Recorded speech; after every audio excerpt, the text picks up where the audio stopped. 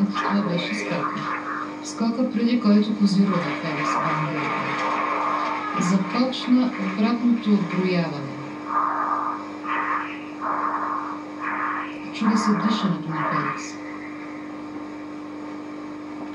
16-17 секунди свободно падане.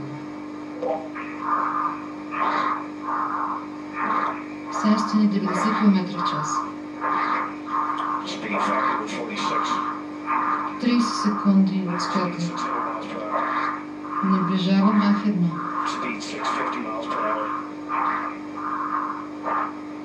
1130 км.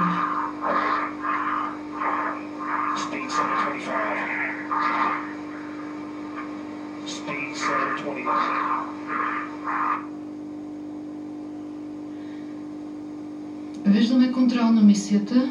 Преди малко видяхме как Феликс е на 1183 км в час. Пада скоростта му 1000 км в час. Изключиха скоростомера. Виждаме само на инфрачервена камера как Феликс пада. Аплодисменти от контролната зала.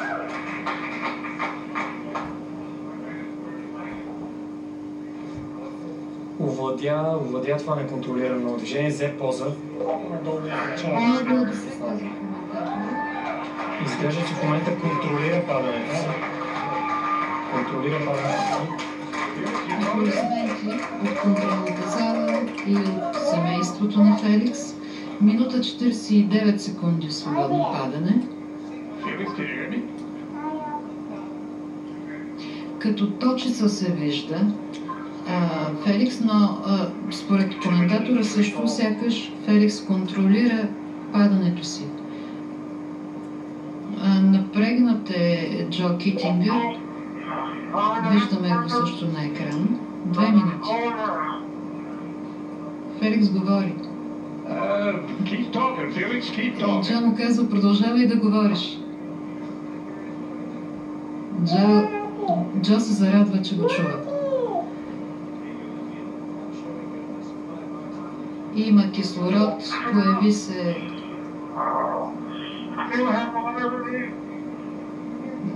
Чува се гласа на Феликс. Джо му казва, че го чува, говори. Явно не го разбира и Джо Китингър. 2 минути 50 секунди. Моли го да говори, но Феликс не се обажда. Или...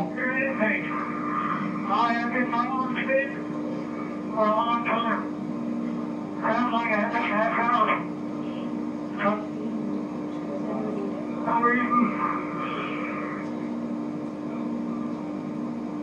3 минути и 15 секунди свободно падане. Феликс все още не виждам парашут, но Феликс се говори с контролна мисия. Свободно падане.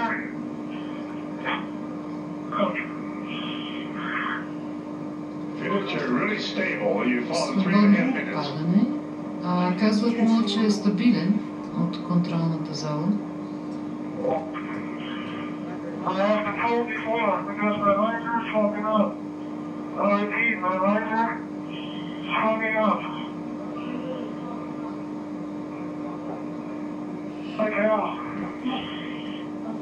Свободното падане продължава.